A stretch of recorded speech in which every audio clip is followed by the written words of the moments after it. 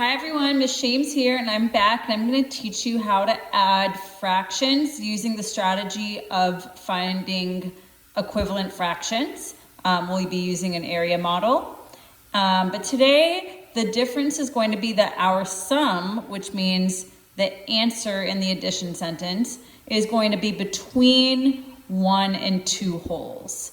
So watch as I do this. I'm going to add 1/2 plus 3/4. I'm going to use the same strategy I used before, where I'm going to draw area models. Here's my 1/2.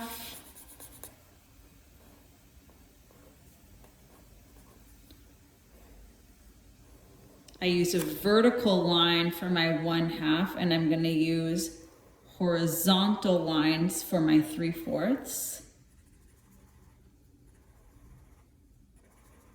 And there I'm going to label it 3/4.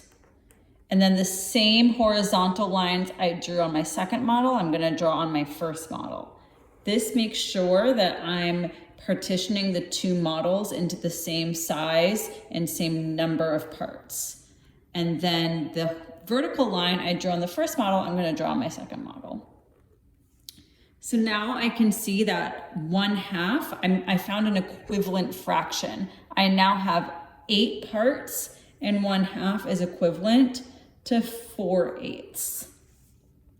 Over here, I also have 8 parts, and I can see an equivalent fraction that 3/4 is equivalent to 6/8.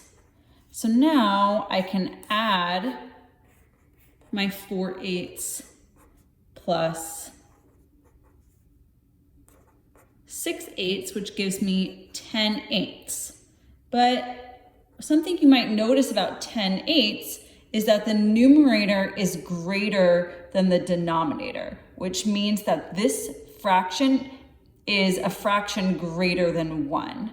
So I want to rewrite this fraction so that it has a whole number and a fraction, which is also called a mixed number.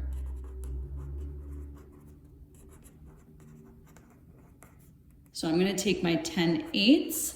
I'm going to think, remember fractions are also, a fraction line is a division sign. This also means 10 divided by 8. So I can think, how many times does 8 go into 10? Well, 8 goes into 10 one time with a remainder of 2.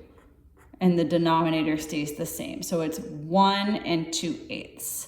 If I wanted to simplify this even further, I noticed that 2/8 is equivalent to 1/4. So I could also write this as 1 and 1/4.